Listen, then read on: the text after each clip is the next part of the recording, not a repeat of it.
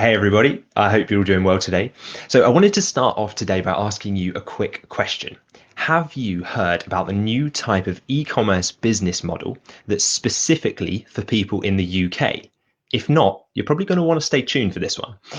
So before we get started, I just wanted to let you know if you're particularly interested in the stuff that we talk about in this video, you can head over to dropshipunlocked.com/free for an on-demand training where you can learn much more detail about exactly what I'm going to be covering today.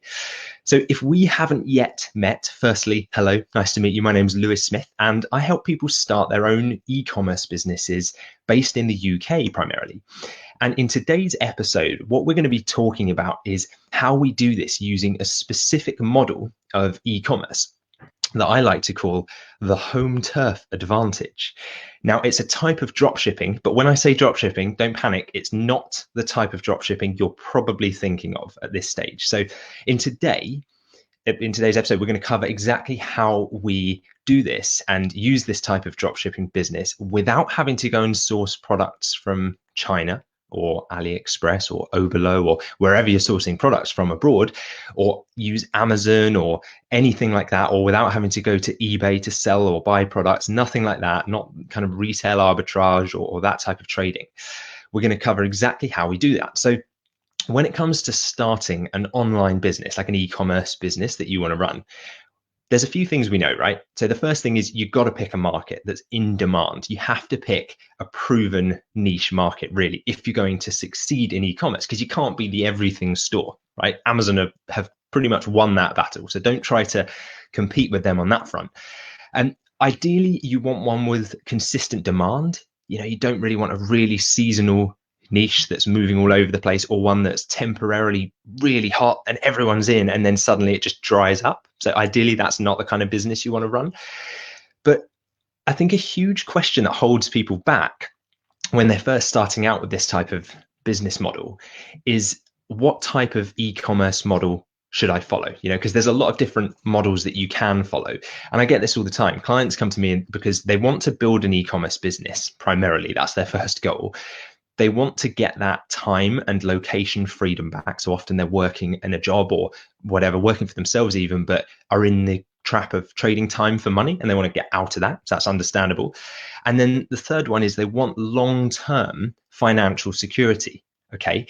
And even though they've already done a bit of research, they've decided against running their business on platforms like eBay or Amazon, for various reasons, things like, first, primarily the obvious one, that they take a huge cut of every sale that you make. So you're already making life harder for yourself to remain profitable if you're giving away such a huge chunk of the profit. But also things like the terms of service with those platforms, right? You hear so many horror stories, and we've heard them from clients that have had businesses on those platforms that then, once something happens overnight, they change the terms of service. Suddenly, without realizing it, they were breaking the terms and their business gets shut down, right? We've had clients that have gone from thousands and thousands of pounds in sales a day to nothing because the business just got shut down. So it's that instability that they were concerned about. So they've kind of ruled out that as an option, right? That's not the type of business they want to run.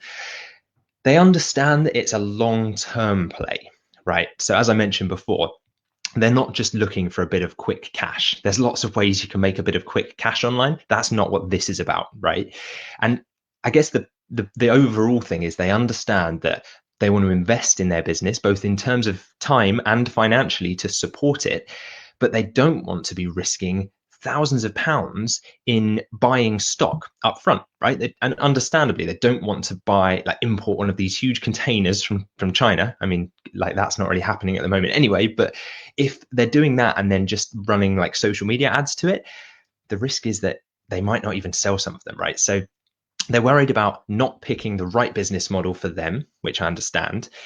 They're worried about creating a business that creates them more problems than it solves. No one wants another job, right? If you're already working a job, you don't want to create an online business that creates you more work than you currently have, because what's the point? You might as well just stay in the job you're in, right? You want to simplify things, presumably.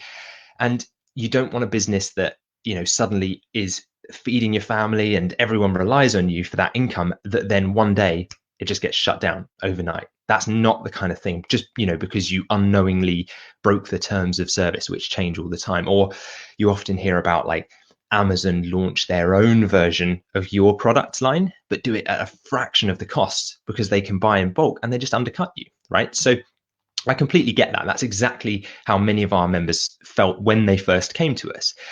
But here's the thing I always say, right? If you can pick a proven and in demand niche, ideally products upwards of £300 per item, right? Because it's going to require so much less hassle selling those products than selling products that are £2 or £3 per item. But, compare the two like for like. Think about what type of business you'd prefer to run. How many customers would you like to have to keep happy?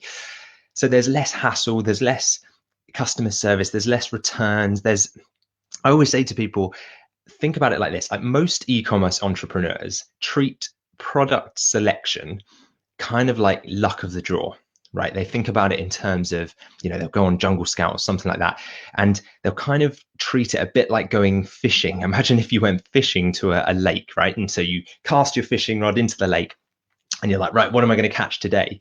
And that's kind of like hope and pray type research, right? You might catch one that's good. You might catch a winning product, as they say, a hot product, and that might last you a few weeks, and you might make some good sales, but it's not a long-term play. That's not something that's going to sustain you for the next decade or anything like that. If you're thinking about this long-term and you're considering like the opportunity cost of leaving a career, like I was in that position as well. Like, I had a job and everything. I was like on a track, and I decided I'm going to do this, but I wouldn't have done it if I wasn't sure it was going to work, right? So there's that side of things. I think they're also concerned about like the other thing that I always say to people is you have to work with domestic suppliers, right? So if you're in the UK or selling to the UK market, that means working with UK suppliers to sell products in the UK. Because think about it this way: if you're if you're going to be importing products from China, how much more difficult is that going to be in terms of all of the import taxes and all of the barriers to getting those products to the UK? Not to mention, once you have them here, if you're just using UK suppliers from the start, you can just next day delivery all day long, and customers expect that. So that's got the benefit of added customer satisfaction as well. And that's really important, because that brand loyalty, what's the stat? They always say that a happy customer will tell something like 10 times more people about their experience than someone that had an okay experience. Well, you want that. You want that word of mouth marketing, right? You want them to tell their friends and family. So that's a big one. Then I think the third thing that clients that we work with tell us that they understand and that they want to do is use what we call search intent marketing. Okay. And so this is where we sell products to customers that, shock horror, already want to buy those products. Okay, it's as simple as that. So rather than us going around and saying, hey, would you like to buy this product? Would you like to buy this product? Can we offer this product to you? It's at 10% off. Instead, we just say, these are the products we sell. Please raise your hand if you'd like to purchase one. And so the customers do that, and we use Google marketing to do that, so that customers searching for those products are the ones that we're selling to.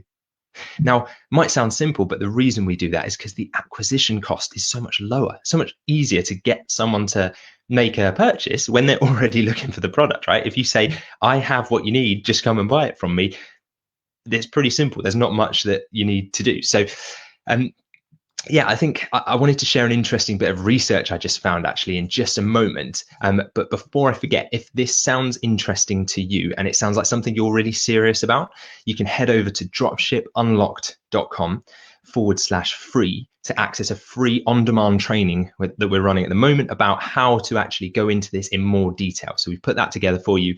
Feel free to take a look. Might be helpful to you.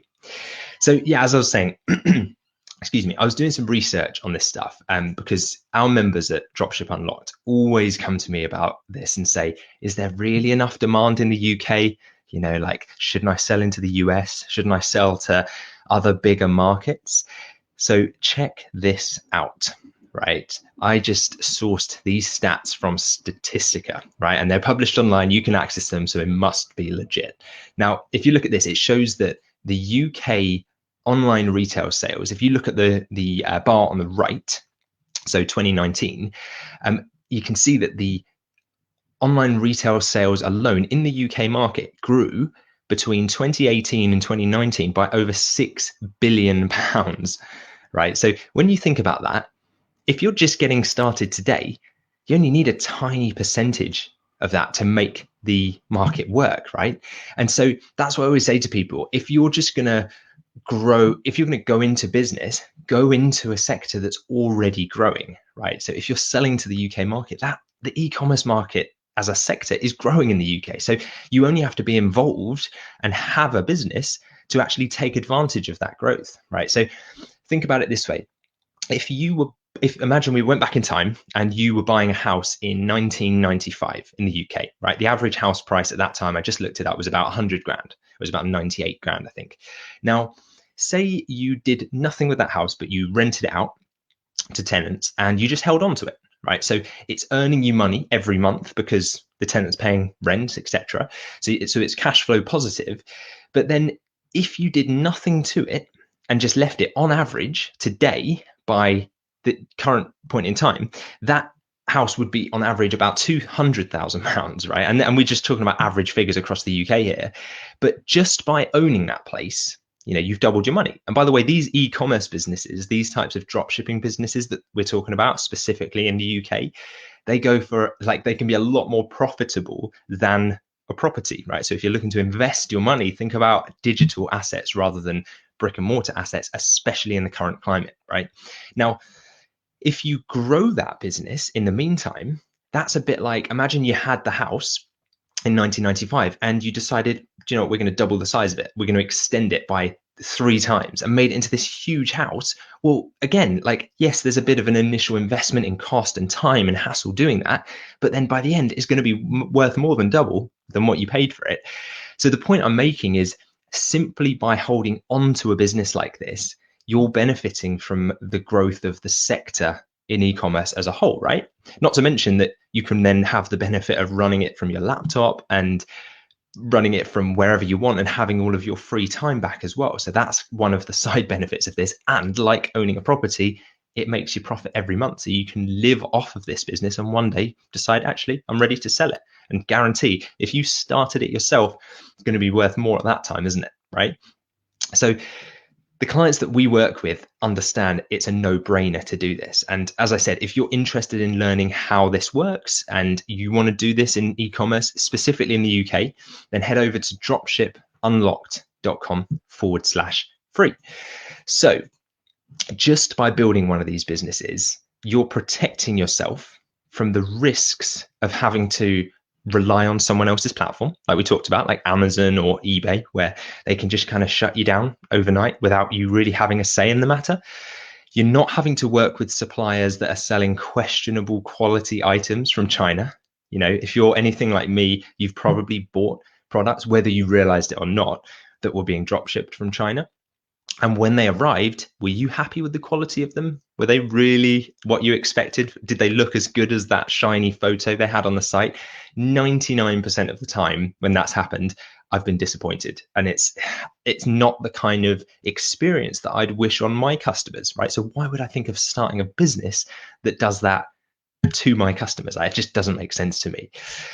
So when you're running a business where you're selling in demand products that are high quality, that are from UK suppliers and that are upwards of £300 in value per sale, right?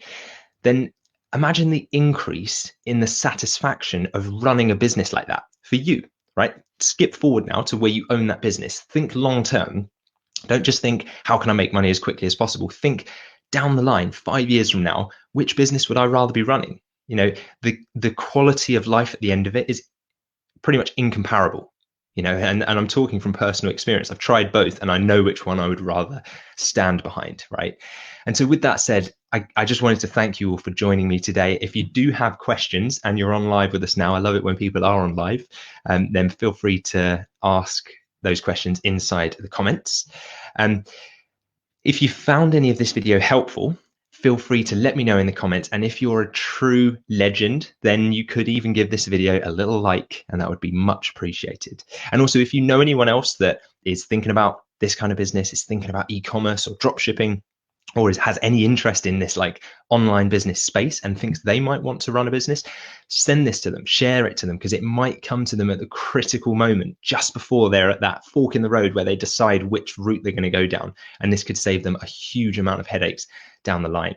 So that's it for today's training. I hope everybody's enjoyed it. And don't forget, if you think that you might want one of these businesses yourself, if it sounds appealing to you, we're running an on-demand training that's completely free that you can access by going to dropshipunlocked.com/free. So thanks very much for joining, everyone, and have a great rest of your day, and we'll talk again soon.